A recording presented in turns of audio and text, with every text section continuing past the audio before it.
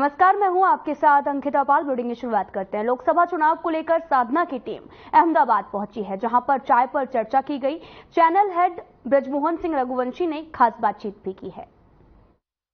रात में होते हैं और चाय की बात अगर ना हो तो हम ये कह सकते हैं कि फिर हम यहाँ पे हमारी कोई भी चर्चा वो बेकार है, क्योंकि इस गुजरात के एक चाय वाले ने 2014 में जब बात रखी थी तो लोग उस समय मजाक उड़ाते थे, हंसते थे, लेकिन एक चाय वाले ने सबसे पहले मुख्यमंत्री का पद ग्रहण किया गुजरात में और उसके बाद देश में लगभग 10 वर्षों से वो प्रधानमंत्री हैं और अब तक के प्रधानमंत्रियों में सबसे बड़ी भूमिका वाला प्रधानमंत्री जिसे माना जा रहा है। पंडित नेहरू को कहा जाता था कि उन्होंने उनको विश्व में जो उनकी एक ख्याति थी, जो उनका सम्मान था, उसके से ज्यादा अगर हम बात करें तो वो ख्याति, वो सम्मान कहीं ना कहीं नरेंद्र मोदी जी के बारे में लोग कहते हैं, क्योंकि तमाम जब राष्ट्रीय अध्यक्षों के साथ जब वो बैठते हैं और खासतौर से उनसे कोई चर्चा करते हैं तो उनका नाम आता है पूरे विश्व स्तर पे कि वो ना कि सिर्फ देश के एक बड़े नेता है बल्कि विश्व के भी एक बड़े नेता हैं। और हम दिखाना चाहेंगे, देखिए ये चाय का स्वरूप है यहाँ का। ये आपको ये पीतल की ये केटल आपको दिखेगी। आमतौर से अगर हम उत्तर भारत में बात करें, दिल्ली या उसके अन्य क्षेत्रों में आपको चाय की दुकानें तो बहुत मिलेंगी, लेकिन वो साधारण सी वो अगर हम बात करें कुल्हड़ में मिल सकती है आपको, या वहां पर पेपर यूज वाले ग्लासेस में मिलेगा। लेकिन यहाँ की चाय की स्पेशलिटी है। और सुबह सुबह, और मैं खासतौर से अपने वीडियो जर्नलिस्ट से बोलूंगा, ये सुबह का नजारा दिखा। इस समय लगभग 6 बज चुके हैं। ये अहमदाबाद गुजरात का ये जगह है और लोग 6 बजे यहाँ पे उठ चुके हैं। और आप देखिए ये चलती हुई रोड है और हम जिस इलाके में हैं ये यहाँ का हम कह सकते हैं कि एक कमर्शियल हब है, जहां पे रात भर लोग काम भी करते हैं और ये दुकानें 24 घंटे खुली रहती हैं। और आप देखिए ये चाय की बड़ी स्पेशल दुकान है। यहाँ पे चाय बन रही है और लोग आ भी रहे हैं यहाँ पे और चाय भी पी रहे हैं यहाँ पे लगातार। मैं सबसे पहले पूछना चाहूंगा भैया, ये चाय आप की जो दुकान है कब से आपने लगाई यहाँ? अभी 5-6 महीना हुआ है। अच्छा, मैं देख रहा हूँ यहाँ पे हर दो तीन दुकान छोड़ के चाय की दुकान है। यहाँ पे चाय की दुकानों का इतना महत्व क्यों? यहाँ चाय बहुत ज्यादा क्यों बिकती है? ज्यादा सारा इधर ऑफिस वाले चाय अच्छी मिलती है, इसके लिए सब लोग इधर ही आते हैं। अच्छा, आप जो है ये जो चाय आप बनाते हैं, मैं ये देख रहा हूँ, आपको मैं बताता चलूं कि ये जो चाय है ये हमारे जब हम दिल्ली की तरफ चाय पीते हैं, यूपी बिहार में, तो चाय का कप काफी बड़ा रहता है। यहाँ पे चाय का कप बहुत छोटा है। अच्छा, ये छोटे कप में इतनी कम चाय क्यों पीते हैं आप लोग, मतलब ये बनाते हैं? चाय अच्छी लगती है, इसके लिए कोई ग्राहक बोलते भी नहीं है। चाय अच्छे से कप छोटा हो बड़ा हो कोई फर्क नहीं पड़ता है। तो लोग बस इतने छोटे कप पे चाय, बस एक कप चाय पी करके लोग चले जाते हैं, कोई बोलते भी नहीं है। चाय अच्छी बोलते हैं। और लगभग ये आपकी ये क्या दुकान 24 घंटे खुली रहती है? 24 घंटे चालू रहती है। यहाँ पे जो असली जो आपकी जो खरीदार है वो यहाँ पे क्या जो काम करने वाले लोग हैं या पारिवारिक लोग हैं? क्योंकि ये जो इलाका है ये बता रहे हैं कि कमर्शियल हब है, यहाँ पे रात भर ऑफिस चलते हैं, इसलिए आपकी दुकान 24 घंटे चलती है। रात भर ऑफिस वाले आते हैं ना, इसके लिए दुकान चालू रहती है। अच्छा, सुबह सुबह चाय है तो चाय हमारे यहाँ कहा जाता है कि खाली पेट चाय नहीं पीते, तो ये मैं पूछना चाहता हूँ चाय के साथ आप लोग क्या क्या देते हैं यहाँ? चाय के साथ में बन मस्का और बिस्किट और टेपला वो मिलेगा सर। अच्छा, ये आपको जो ये बंद मस्का, जो मैं आपको एक चीज और बताना चाहता हूं, मैं अपने वीडियो जर्नलिस्ट से बोलूंगा एक बार यहाँ कृपया दिखाएं। ये जो बंद मस्का है यहाँ का, इसमें एक विशेष बात ये कि हम इसमें मस्का के साथ में इसमें जैम भी हम लोग लगाते हैं। ये यहाँ की चाय की एक बड़ी खूबसूरती है, चाय के साथ जो आप नाश्ता करते हैं। और ये आप देखिए कि यहाँ पे ये हल्का पापड़ जैसा है, ये भी सुबह के समय यहाँ पे लोग लेते हैं चाय के साथ साथ में। गुजरात अपने आप में एक मैंने आपसे बोला ना कि गुजरात की विशेषताएं अलग है। ये देश से के कोने में यहाँ पे ये राज्य है, लेकिन इस राज्य की बड़ी अलग विशेषताएं हैं। यहाँ पे समय नष्ट करने के लिए लोग बहुत ज्यादा चाय नहीं पीते हैं। सुबह सुबह आप देखिए कि लोग यहाँ पे काम पे जा रहे हैं, चाय पी रहे हैं, थोड़ी सी साथ में नाश्ता कर लिया। ये नहीं सुबह सुबह जैसे हमारे अपने तरफ होता है कि पराठे, सब्जी और पूरा ये पूरी सब्जी खा के निकले, ये इसीलिए अब मैंने देखा कि लोगों के यहाँ पेट भी काफी कम निकला है, लोग यहाँ स्वस्थ भी हैं। गुजरात इसीलिए क्योंकि गुजरात के 2 व्यक्ति जो लगातार इस देश में पिछले 10 वर्षों से हैं, आदरणीय प्रधानमंत्री श्री नरेंद्र मोदी जी और श्री अमित शाह जी। और क्योंकि अहमदाबाद में हम हैं, अहमदाबाद से मात्र 38 किलोमीटर की दूरी पे गांधीनगर है, जहां पे अमित शाह जी ने अभी नामांकन किया 19 तारीख को, और 7 तारीख को यहाँ चुनाव है। और आप ये देखिए कि गुजरात के प्रति ये 2 नेता इतने ज्यादा आश्वस्त हैं कि पूरे देश में तो वो प्रचार प्रसार कर रहे हैं, लेकिन गुजरात में वो प्रचार प्रसार नहीं कर रहे हैं, क्योंकि उन्हें पता है कि हमारे जो गुजराती जो भाई हैं, जो तो सीधा आपको लिए चलते हैं अररिया, जहां पर अररिया में विशाल जनसभा का आयोजन किया गया है। प्रधानमंत्री नरेंद्र मोदी ने यहां पर शिरकत की है और जनसभा को भी संबोधित किया है।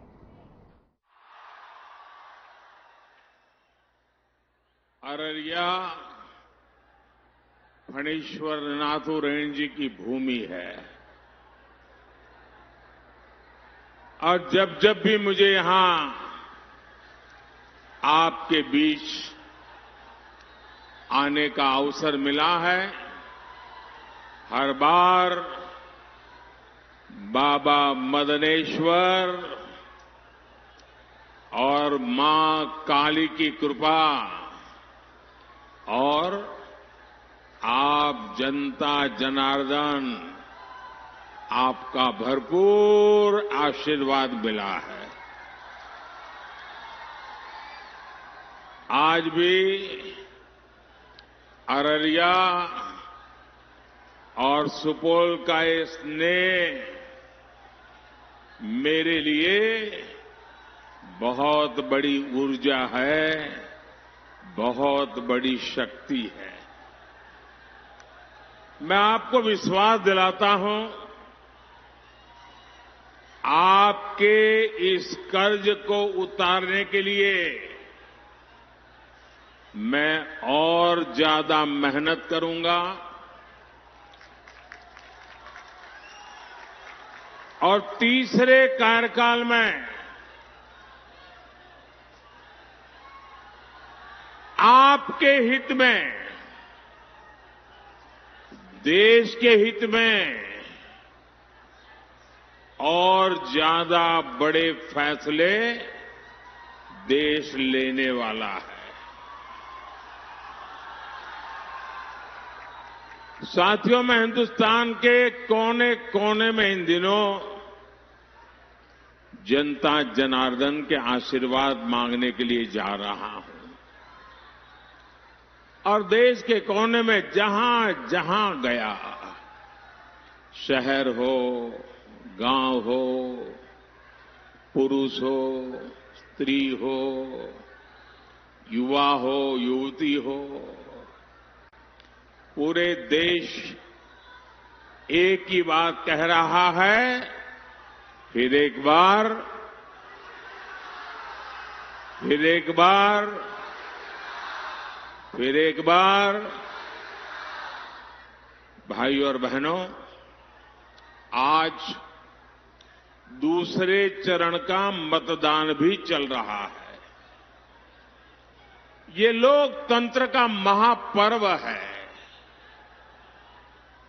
मेरे सभी मतदाताओं से, विशेषकर युवा वोटर से अपील है कि ज्यादा से ज्यादा संख्या में वोट डालने के लिए जाएं। मैं जानता हूं गर्मी का समय है, लेकिन विपरीत परिस्थितियों में भी हमें देश के हित में, लोकतंत्र की मजबूती के लिए वोट देने का अपना कर्तव्य निभाना ही चाहिए। हमें एक कदम भी पीछे नहीं रहना चाहिए। और मेरा तो आपसे भी आग्रह है, जब आपके यहां मतदान का दिवस हो, हर पोलिंग बूथ में यात्रा निकाल करके 20-20, 25-25 लोग गीत गाते गाते, थाली बजाते बजाते, उत्सव मनाते मनाते पोलिंग स्टेशन पर वोट देने के लिए जाना चाहिए। पोलिंग बूथ पर उत्सव का वातावरण होना चाहिए। ये लोकतंत्र है। प्रचार में कितनी ही तू मैं चलती रहे, लेकिन मतदान का दिन पूरे इलाके का उत्सव का दिन होना चाहिए। साथियों, 2024 का ये चुनाव भारत को आर्थिक और सामरिक रूप से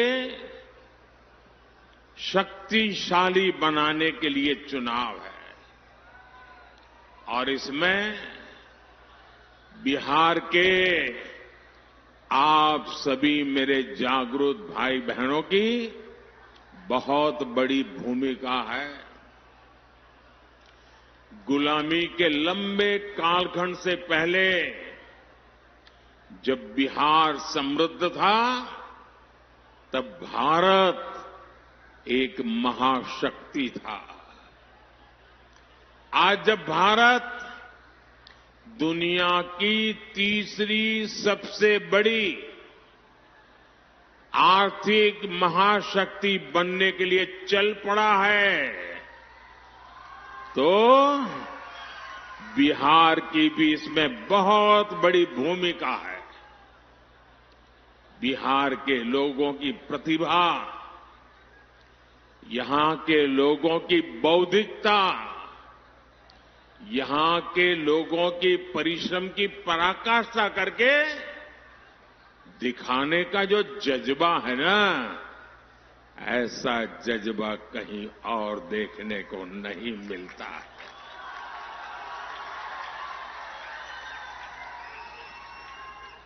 बिहार के इस सामर्थ्य को और बढ़ाने के लिए दिल्ली में आपका ये सेवक और यहां बिहार में हमारे नीतीश जी और उनकी पूरी टीम पूरी शक्ति से काम कर रहे हैं। साथियों, आरजेडी कांग्रेस के इंडी गठबंधन को ना देश के संविधान की परवाह है और ना ही लोकतंत्र की परवाह है। ये वो लोग हैं जिन्होंने दशकों तक बैलेट पेपर के बहाने लोगों का, गरीबों का अधिकार छीना। पोलिंग बूथ लूट लिए जाते थे, बैलेट पेपर लूट लिए जाते थे। बिहार के लोग साक्षी हैं कि कैसे आरजेडी कांग्रेस के शासन में चुनावों में मतदान पत्र, बैलेट पेपर लूटे जाते थे। इतना ही नहीं, गरीबों को तो वोट डालने के लिए घर से बाहर भी नहीं निकलने दिया जाता था। मेरे दलित भाई बहन, मेरे पिछड़े भाई बहन, उनको तो डंडे के चोट पे घर के बाहर निकलना मना कर दिया जाता था। अब जब गरीबों को, देश के ईमानदार मतदाता को ईवीएम की ताकत मिली है, तो ये जो चुनाव के दिन लूट चलाते थे, वोट हड़प करने के खेल खेलते थे, इन लोगों से बर्दाश्त नहीं हो रहा था। अभी भी वो परेशान है और इसलिए उनका दिन रात यही काम रहता है, कैसे भी करके ईवीएम हटना चाहिए, ये बटन दबाने वाला खेल बंद होना चाहिए। यही उनका खेल चल रहा है। इंडी गठबंधन के हर नेता ने ईवीएम को लेकर जनता के मन में संदेह पैदा करने का पाप किया है। लेकिन आज देश के लोकतंत्र की ताकत देखिए, बाबा साहब आंबेडकर के संविधान की ताकत देखिए। आज सुप्रीम कोर्ट ने अभी 1-2 घंटे पहले ही मतपेटियों को लूटने का इरादा रखने वालों को ऐसा गहरा झटका दिया है, ऐसा गहरा झटका दिया है कि उनके सारे सपने चूर चूर हो गए हैं। आज उच्च न्यायालय ने, सुप्रीम कोर्ट ने साफ साफ कह दिया है कि बैलेट पेपर वाला पुराना दौर वापस लौट करके नहीं आएगा। आज जब पूरी दुनिया भारत के लोकतंत्र की, भारत की चुनाव प्रक्रिया की, भारत के चुनावों में टेक्नोलॉजी के उपयोग की वाहवाही करती है, तारीफ करती है, तब ये लोग अपने निजी स्वार्थ के लिए बदनीयत से ईवीएम को बदनाम करने पर लगे पड़े थे। इन्होंने लोकतंत्र के साथ लगातार विश्वासघात करने की कोशिश की है, लेकिन आज इन्हीं लोगों को देश की सर्वोच्च अदालत ने, सुप्रीम कोर्ट ने ऐसा करारा तमाचा मारा है, ऐसा करारा तमाचा मारा है, ये अब मुंह ऊंची करके देख नहीं पाएंगे जी।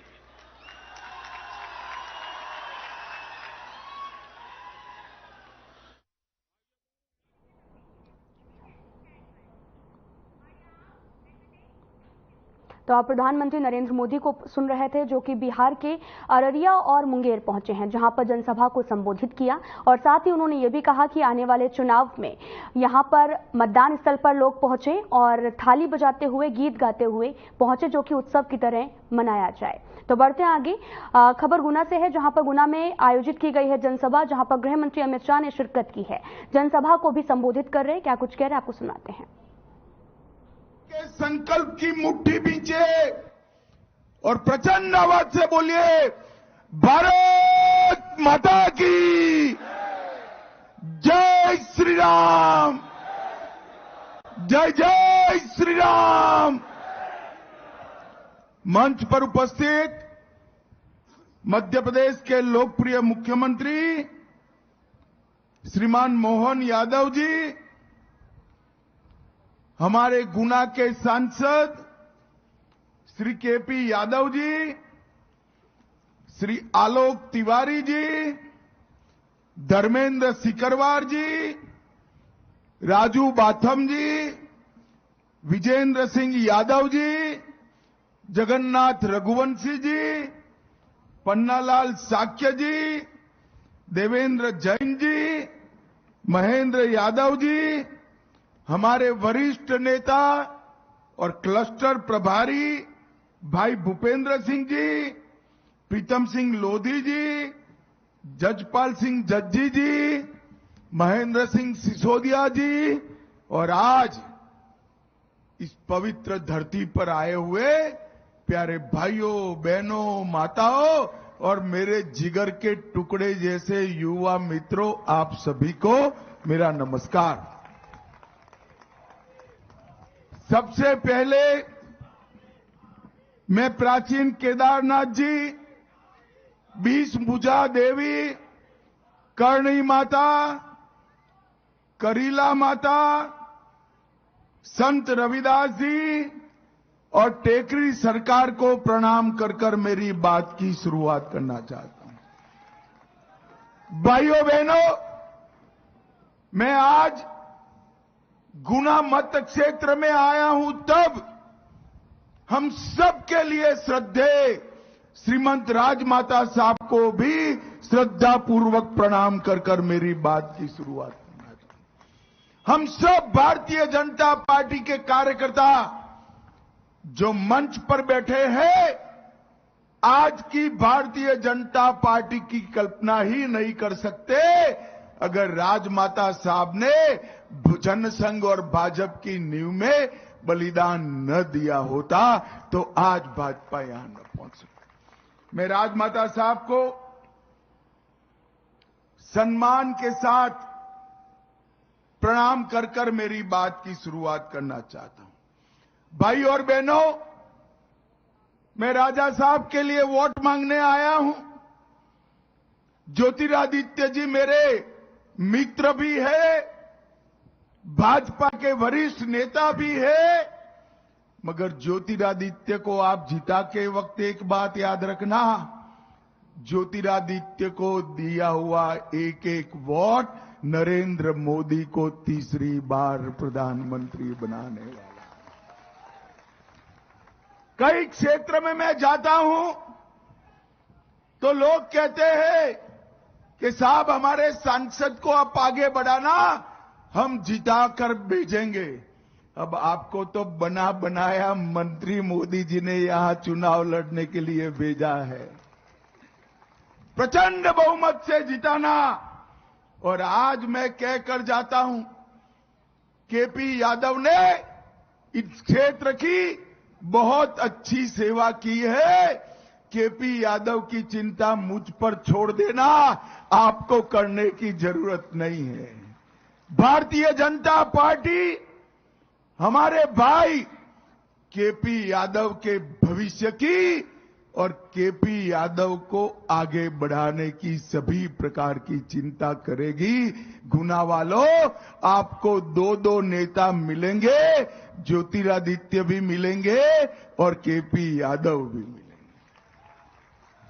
भाइयों बहनों, ये जो चुनाव है, ये चुनाव देश के अर्थतंत्र को तीसरे नंबर का अर्थतंत्र बनाने का चुनाव। माताएं बहनें बैठी है।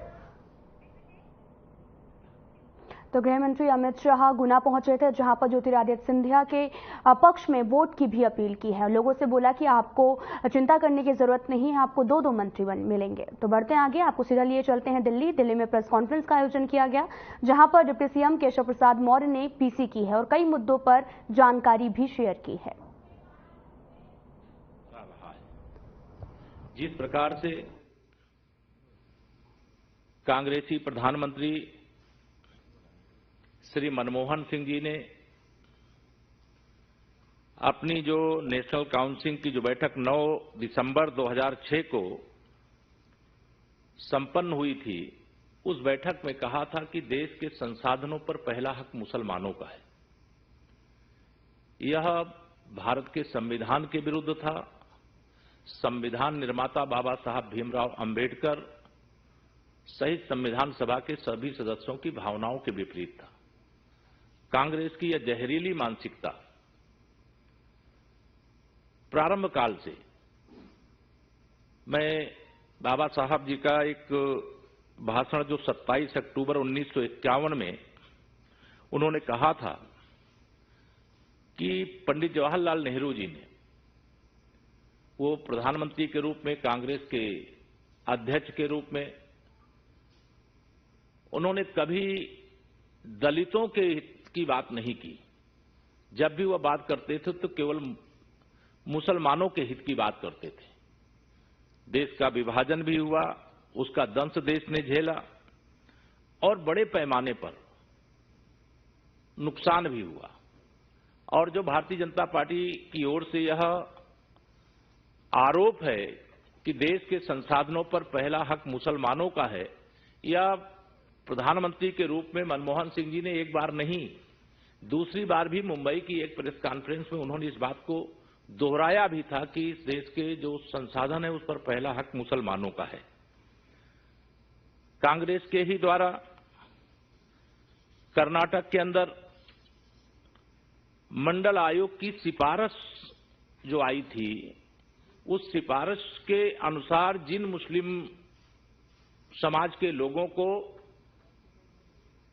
उस सूची में शामिल नहीं किया गया था, उनको भी आरक्षण देने का फैसला कांग्रेस की कर्नाटक सरकार ने किया है।